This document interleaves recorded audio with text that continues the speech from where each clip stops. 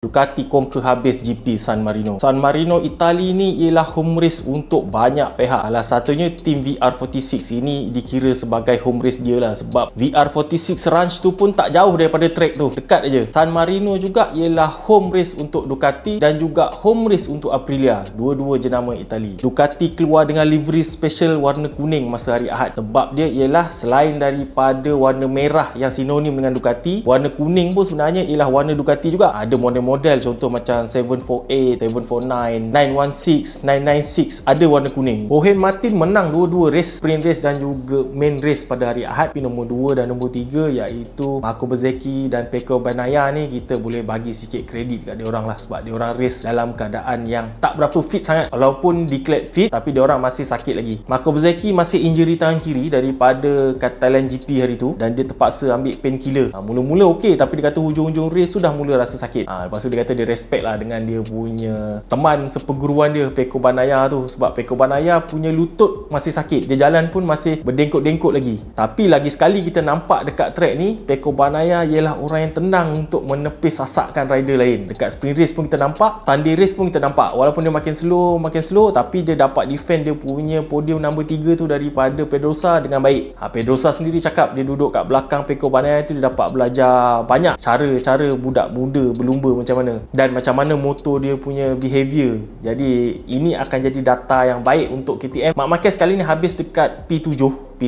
ni dia punya result yang terbaik lah dalam season ni. Semua rider Honda kali ni dia orang gamble untuk guna tayar soft belakang. Manufacturer lain guna tayar medium belakang, sebabnya dia orang kata dia orang ada masalah corner entry. Bila corner entry yang masalah, corner exit pun masalah. Dan dia orang juga nak dapat data kenapa jenama lain okey bila gunakan tayar belakang medium, tapi dia orang hilang banyak sangat grip bila pakai tayar medium. Dengan tayar soft, Marc Marquez cakap dia dapat entry punya behavior yang dia nak. Semuanya tayar soft ni 10 lap nak habis, dia dah start hancur. Bila hancur, motor banyak bergerak dan sangat fizikal untuk mengawal motor tu pada pace tu. So walaupun podium 1, 2, 3 sprint race dan main race hari Ahad tu Ducati yang conquer, tapi sebenarnya yang menjadi highlight ialah Daniel Pedrosa yang buat wildcard entry, tapi dia jadi rider KTM yang paling depan sekali. Ini agak mengejutkan lah, sebab Pedrosa wildcard je, dia cuma test rider. Selalunya test rider tak boleh duduk depan-depan macam tu, apatah lagi dah lama tak race. Umpamanya kawan kau dah lama tak main futsal, tiba-tiba main futsal jadi man of the match. Macam tu lah lebih kurang. So nampak bisa dia masih ada lagi, Little Samurai ni. Rider KTM yang lain agak hamba kali ni. Brad Binder masa sprint race potong Pedrosa sekejap, tapi akhirnya dia duduk belakang Pedrosa balik. Jack Miller pula, dia kata dia macam hilang confident. Sejak 2-3 race ni dia tak boleh duduk depan, lepas tu asyik jatuh, confident tu hilang. 2 biji motor lagi, gas lagi hamba. So ada satu wawancara lepas race dekat Pedrosa, wartawan tanya, kau punya performance ni power, ada tak kemungkinan kau akan kembali jadi full time rider? So dia gelak-gelak, dia cakap tak, memang tak. Dia kata untuk jadi kompetitif pada umur yang macam ni sebenarnya satu benda yang menakjubkan. So dia bagi respect dekat Valentino Rossi dan juga Loris Capirossi. Valentino Rossi race terakhir dia menang ialah pada umur 38 tahun, Loris Capirossi menang pada umur 37 tahun. Pedrosa masa race hari tu umur dia 37 tahun. Jadi dia kata masa aku muda-muda dulu, masa Rossi menang pada umur 38, masa Loris Capirossi menang pada umur 37, dia muda lagi. Dia rasa benda tu biasa je, tak ada apa-apa. Tapi bila hari ni dia dah rasa race dengan budak-budak muda pada umur 37, baru dia tahu benda tu sebenarnya ialah sesuatu yang susah. Masa muda kita memang rasa senang, tapi pada umur yang lewat macam tu, kita struggle dari segi fizikal, dari segi fitness. Lepas tu kita lawan pula dengan budak-budak baru yang adapt, lagi laju, yang lagi bersemangat, yang lagi fizikal, lagi power. So dia kata benda tu memang respect. So wildcard Pedrosa kali ni sebenarnya ialah sebab dia nak test motor prototype KTM yang baru. Jadi motor Pedrosa agak lain sikit daripada rider KTM yang full season. Kita boleh nampak kat sini, dia punya chassis ni ialah chassis carbon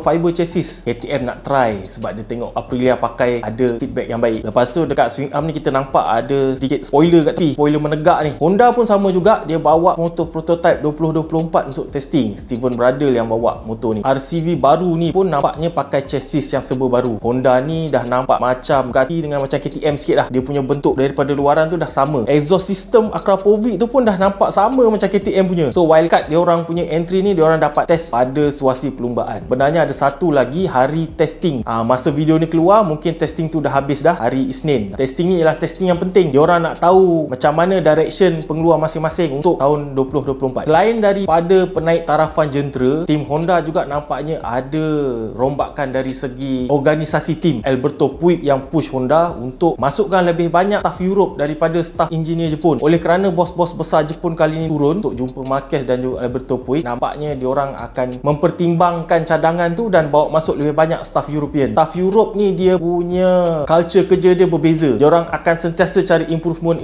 Japanese punya filosofi ialah bila benda tu dah elok, lebih baik kita jangan kacau sebab dia berisiko. Kita boleh nampak juga macam contohnya Toyota. Enjin yang elok tu dia guna bertahun-tahun dekat pelbagai model. So benda ni yang mungkin akan merubah hala tuju pasukan Jepun. Benda ni juga disetujui oleh Fabio Quartararo. Quartararo cakap tahun lepas dia bukannya jauh sangat daripada grup depan. Malah dekat championship dia cuma nombor 2. Dia second championship di belakang Pecco Bagnaia. Jadi perkara tu nampak macam tak serius dan motor tu masih taklah jauh sangat ketinggalan. So kalau kita guna konsep Jepun tadi yang mana kalau benda tu tak ada masalah jangan dikacau dulu, motor tu pun tak ada improvement lah. Nombor 2 bukan teruk sangat, betul tak? Tapi rupanya tahun ni diorang tertinggal terlampau jauh. Mungkin diorang akan sedar, tapi keadaan sekarang ni diorang dah tertinggal beberapa tahun dengan manufacturer Europe. Untuk race-race yang kebelakangan ini, Fabio Quartararo sebenarnya dia guna tahun 2022. Daripada data yang dia dapat, diorang rasa macam enjin tu tak cukup power untuk bawa aero package yang besar-besar macam yang Europe pakai sekarang. Jadi dia balik ke 2022 punya aero yang kecil sikit dan kurang rintangan. Testing hari Isnin, semua harapan rider-rider di bawah pasukan Jepun ni ialah diorang harapkan ada improvement yang besar. Bukannya sikit-sikit, diorang harapkan yang besar sebab diorang nak fight kat depan balik, perlu improvement yang besar. Minggu lepas sebenarnya paling heboh sekali cerita Marc Marquez akan pergi ke Gresini Ducati. Marc Marquez pula dia punya jawapan tu macam je, dia bagi hin-hin je. Lepas tu Marc Marquez ada pula post dekat dia punya Instagram ke Facebook macam cakap sesuatu yang besar akan datang. Ayat-ayat ni digunakan selalunya oleh pasukan bola Spain bila diorang nak bertukar-tukar tim. Jadi public pun makin menggelupur lah dengan gosip yang terbaru ni kan. Tapi sebenarnya last Marc Marquez cakap dia saja je bagi tambah api lagi dekat gosip ni, nak bagi pressure dekat Honda supaya Honda follow cakap dia. Tapi ikut experience lepas-lepas punya history, semua tak boleh percaya. Kita kena tunggu juga last apa jadi. Stay dengan Honda ke, pergi kat Gresini Ducati ke. Lepas daripada GP San Marino ni, keluarga MotoGP akan menuju ke India untuk race sama kali kat Boot Circuit. Boot Circuit ni ada sedikit isu pasal safety, iaitu isu dinding yang terlampau dekat dengan corner, terutamanya turn 2 dan turn 3. Dia punya dinding ni dekat sangat dengan sini. Sini bukannya tempat yang selalu jatuh, tapi in case jatuh dengan speed MotoGP, dia macam ada satu concern untuk safety. So rider MotoGP ada berkumpul untuk safety meeting. So kebanyakan diorang susah nak agak lah, dia kata kena bawa dulu baru tahu. Daripada kamera nampak macam tak teruk sangat, tapi ada juga rider-rider lain macam Alex Espargaro yang dia tengok, dia kata tak ni dia punya track ni betul ke ni? Curb pun nampak macam dah lama sangat dah curb ni. Okey, tu je cerita-cerita pasal GP San Marino. Kita akan jumpa lagi next dekat GP India.